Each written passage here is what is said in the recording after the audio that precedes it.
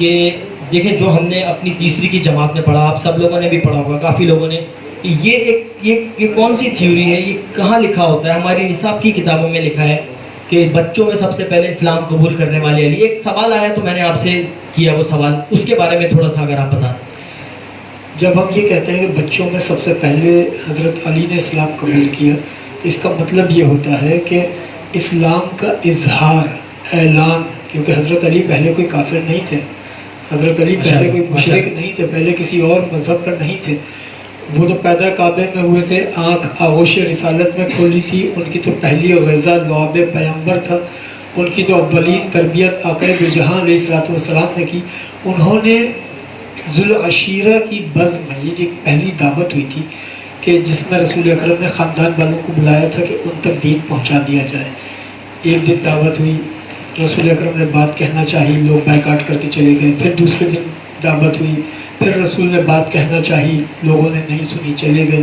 تیسرے دن حضرت ابو طالب نے سب کو روک لیا تھا اور کہا کہ جب تک میرا بھتیجا بات مکمل نہ کر لے آج کوئی نہیں جائے گا۔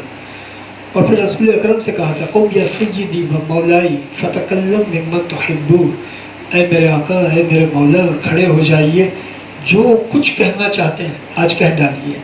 رسول اکرم نے اعلان کیا کہ میں اللہ وحدہ لا شریک کا درس دیتا ہوں، میں اللہ کا نبی ہوں، میں اللہ کا رسول ہوں، میں دین اسلام لے کر آیا ہوں۔ تو اس موقع پر حضرت علی کی عمر اس وقت 10 سال تھی۔ حضرت علی کھڑے ہوئے اور آپ نے فرمایا کہ اے اللہ کے رسول، اگرچہ میری عمر کم ہے لیکن میں آپ کی مدد کروں گا، میں آپ کی نصرت کروں گا، میں ہر جگہ آپ کا معاون رہوں گا اور میں آپ کے دشمنوں سے مقابلہ کروں گا۔ یہ جو حضرت علی نے مدد کا اعلان کیا ہے، دنیا نے یہاں سے سمجھا کہ یہ یہاں سے مسلمان ہوئے۔ حضرت علی کا مسلمان ہونا ان معنوں میں کہ آپ نے اسلام کا اعلان کیا، مسلمان تو وہ پہلے بھی تھے، اسلام کا اظہار کیا۔ ماشاءاللہ ماشاءاللہ، یہ آپ کا یہی جو طرز تکلم اور یہ جو سمجھانے اور بتانے کا طریقہ کار ہوتا ہے علامہ صاحب، یہی ہمیں زیادہ پسند بھی ہے، اور اسی وجہ سے ہم آپ کو عموماً دعوتیں اسی لیے دیتے ہیں کہ آپ ایک چیدہ تمام چیزوں کو سامنے رکھ دیتے ہیں۔ حضرت علی تو ایک بہت بڑا، سمجھ لیں میری نظر میں تو ایک انسٹیٹیوٹ ہے، ان کی بہادری، ان کی شجاعت، ان کی سخاوت، اس حوالے سے آپ تھوڑا سا ہمارے سامعین کی سماعت میں تھوڑا سا رس گھول دیں اگر یہ بتا دیں۔ یہ اتنے گوشے ہیں، شجاعت ایک الگ شعبہ ہے، علم ایک الگ شعبہ ہے، سخاوت ایک الگ شعبہ ہے، تقوی ایک الگ شعبہ ہے، پھر علی بحیثیت حاکم وقت ایک الگ، پوری حیات علی کا ایک الگ رخ ہے، مولا علی بحیثیت ایک خاوند کے، یہ پورا ایک سیرت علی کا ایک الگ باب ہے، مولا علی بحیثیت حسنین کے والد کے، یہ پورا ایک الگ باب ہے۔ اب آپ نے یہ اتنے گوشے کھول دیے، میں اس میں سے چاہتا ہوں کہ ایک دو گوشوں پر سرسری گفتگو کر لی جائے۔ سب سے پہلے علم کو لیتے ہیں۔ حضرت امام ابو عبداللہ محمد بن ادریس شافعی، جو امام شافعی کہلاتے ہیں، امام شافعی فرماتے ہیں کہ میں نے انسانوں پر بہت غور کیا، انسانوں کی سائیکولوجی کو۔ علامہ صاحب یہ ہمارے 4 اماموں میں سے ایک امام جو امام شافعی، 4 ائمہ فقہ میں سے ایک امام شافعی، وہ کہتے ہیں میں نے انسانوں کی نفسیات کے اوپر، انسانوں کی شخصیت پر بہت غور کیا۔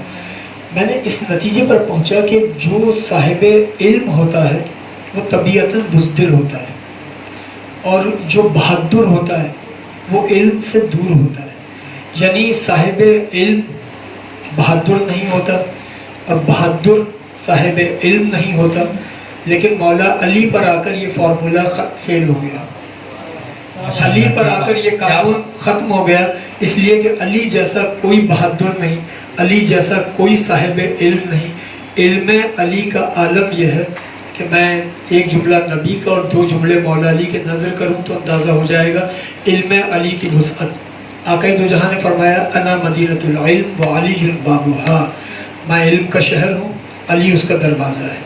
پھر مولا علی کا اپنا فرمان ہے کہ میں زمین کے راستوں سے زیادہ آسمان کے راستوں کو جانتا ہوں۔ ماشاءاللہ، سبحان اللہ، اور سبحان اللہ۔ ایک جملہ اور مولا علی کا فرماتے ہیں کہ اگر زمین و آسمان کی جو حجابات ہیں، یہ حجابات اگر اٹھا دیے جائیں تو بھی میرے علم میں اضافہ نہیں ہوگا۔ اب اس جملے کی وسعت دیکھیے گا، اگر زمین و آسمان کے حجابات اٹھا دیے جائیں تو میرے علم میں اضافہ نہیں ہوگا. یہ وہی کہہ سکتا ہے جس کے آگے کوئی حجاب نہ ہو, جو سرے دیوار بھی دیکھتا ہو, پسے دیوار بھی دیکھتا ہو.